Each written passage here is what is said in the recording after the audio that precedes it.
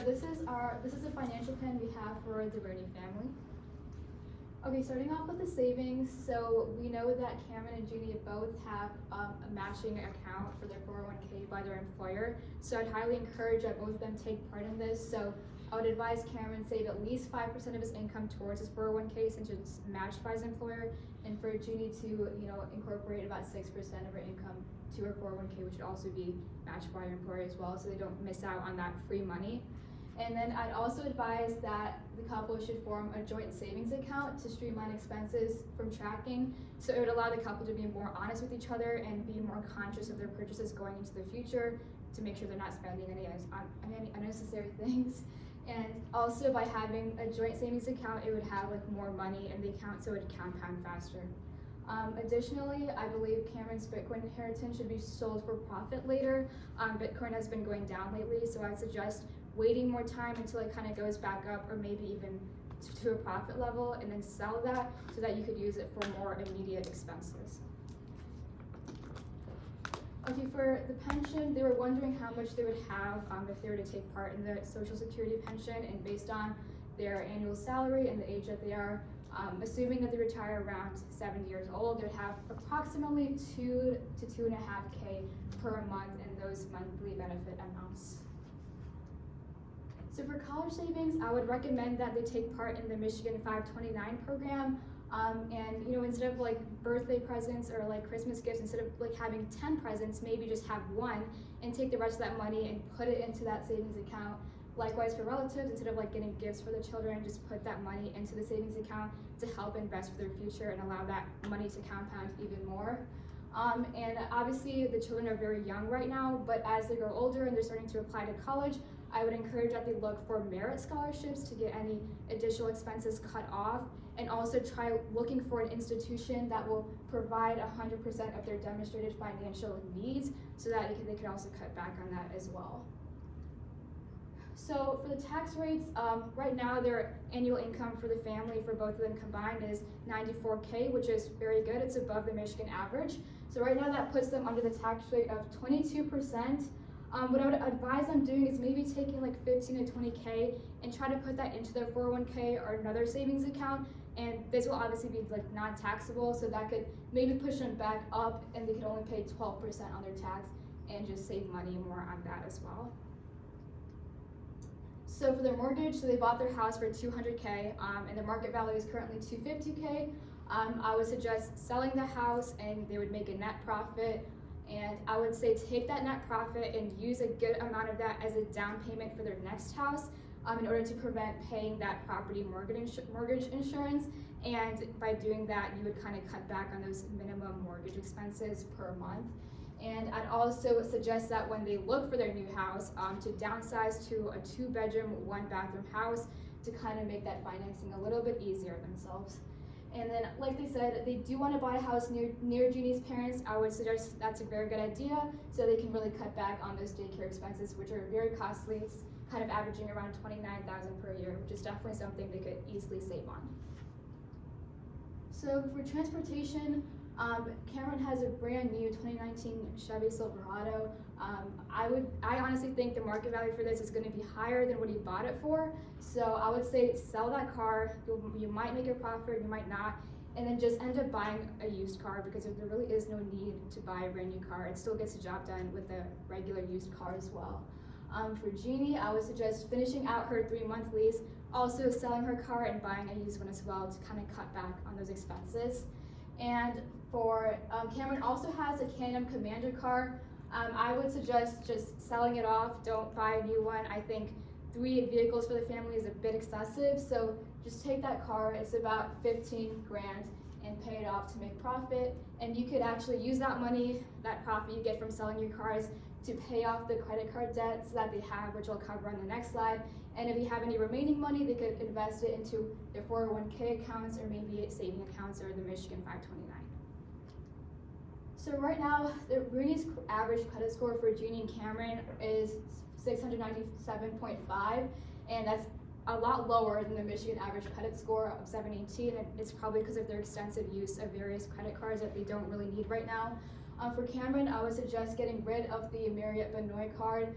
Right now, the APR on that and the minimum monthly payment is both higher, a lot higher than the actual average for it. So I would suggest getting rid of that. And for the Affirm account, I would suggest not taking part in that anymore. As an alternative, I would say if you want to purchase something, just do a one-time payment up front. And if you can't afford that one-time payment, it's probably not an expense you should be buying right now. For Genie, I would say also get rid of that Venture X Rewards card, which has an unnecessary high APR and monthly payment. And then what I would do is have them both opt for a Discover card to save on those monthly expenses, because Discover has a lower APR, a lower monthly payment, and they'd really be cutting back by sharing that credit card. Life insurance. Yeah, for life insurance, the Rooney family, they should. I don't recommend them getting a life insurance for their kids, because it's really just not worth it. They're just so young. As for Cameron and Jeannie, they should, because their death benefits are like a lot better. And then they should try to get it through their employer. Oftentimes they're cheaper, more affordable, and the death benefits to cost ratio is just much better. And then they should try to get term instead of whole life insurance, because just costs a lot less, as you can see on that graph. The green bars are the whole life costs, and then the orange bars are the term life. So that's a significant difference. For health insurance, so they have to keep their current health insurance, which has a high deductible, which means they have a lot of out-of-pocket payments. So to deal with that, I suggest they opt into the HSA plan, which you can add funds to it without tax, so that's good. So yeah, that helps paying like the high deductibles. Yeah. And then for auto insurance, so there are many ways to reduce auto insurance without risks. So first they can reduce mileage, and insurance companies look at that and they consider your premiums. And then you should also like look for other insurances every so often, because sometimes like your rates change and then other insurances are better. And then since we're already selling some of the cars, they only need 3 cars, right? It'll also decrease the coverage, which also decreases their insurance costs overall. And then increasing credit scores can also help decrease auto insurance. In auto insurance companies, they look at that too. Alright, so this family has a lot of expenses that they really could save on. First off, we have their childcare, which costs $400 a week at the moment, but they're thinking about moving closer to their parents for childcare, which would reduce it by 50%. So first it was $400 per week for both their children, and now it's $200 a week, which goes from $20,800 to $10,400. And it would also pair well, because if they were to sell their house and look for a house of similar value closer to their parents, they'd be able to gain $50,000 extra by selling off their house. So they really work well hand in hand.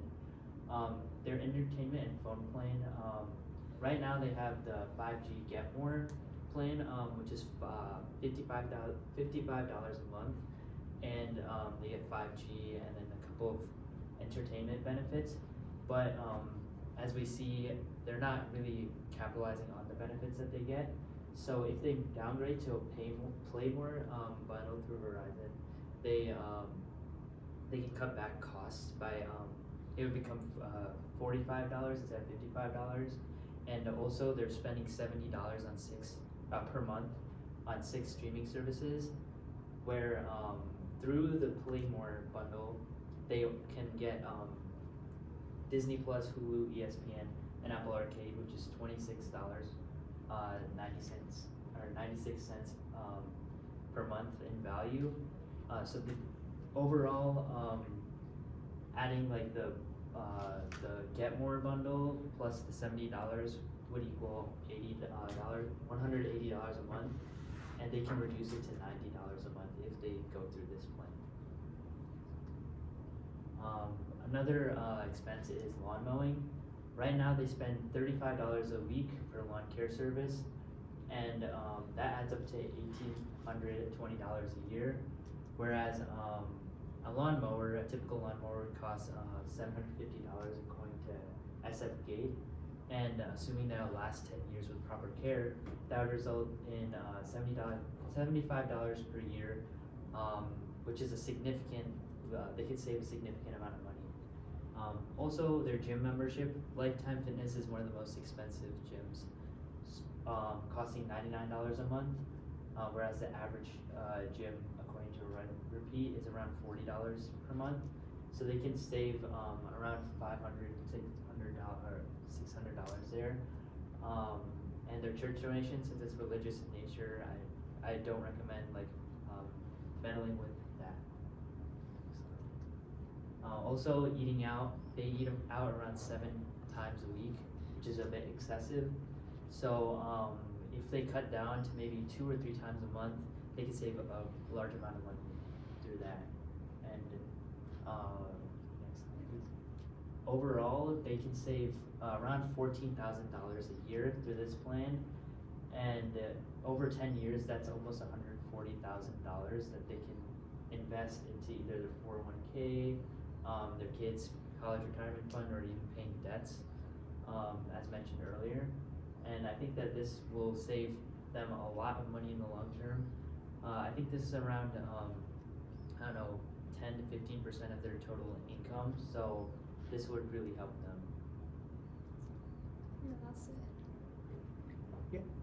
Was that your last slide, guys? Yeah. Okay, nice perfect. job. Okay, thank you. Yeah. Good. Very good. Thanks so much. Good. So I don't know, gang, if we have any quick feedback or questions for them before we. One quick question Yeah. for me, with all this added savings, do you have any recommendations for what type of investments we should be looking at? I mean, you could go to stocks, but right now it's a little bit unstable doing that. I would recommend maybe going for something that's a little bit more stable, like bonds. It does have a lower interest rate, but it's definitely good for the long term. You know, you're probably not going to lose your money there. Thank you. Yeah, I really liked your suggestion about the gifts for the kids, to go for like 1 or 2 nice gifts, and then everything else being put into thoughts for college. I'm slightly concerned about going from what I have now to a 2-bedroom, 1-bath house. Like that's a lifestyle change that I'd have to be very committed to pick to meet my financial goals. But it certainly is a solution. I mean, it's an option anyway. I'm not sure if I have many questions for you, but yeah, good job. What are your thoughts on how we're doing in terms of our emergency fund? We've got about $500 right now. Raise it, lower it. How big of a priority is that? I think it is a good big priority, so I definitely don't take money out of that. I would say maybe like take some of that profit you're getting off maybe the cars or some of the other expenses, maybe add like 1,000 or 2,000 extra, because I mean, if an emergency happens, like you just want to have that money on hand. And yeah, that's what I would suggest. Good. Okay. And I do have a question actually about student loans, because what advice would you give us in terms of paying off student loans? Are you talking about the parents or? The parents' student loans, yeah. Yeah, so obviously because interest does accumulate, I would say also taking that additional money and prioritizing paying off student loans, but also making money to invest in their 401k as well, because retirement is definitely something they're looking to achieve. And for example, Jeannie has not even like put any money in there yet, so we want her to just put that money in as soon as possible so it can compound, and maybe take that extra money from like the car, or maybe when you sell the Bitcoin, and just taking a portion of that and putting it away for that, the student loans. Okay. And also he's doing pretty good. He's going to pay off the student loans in like 2 years, so I really think he's on track to get that done. Okay. Here we go. Good. So, well, thanks so much, guys. Thanks for preparing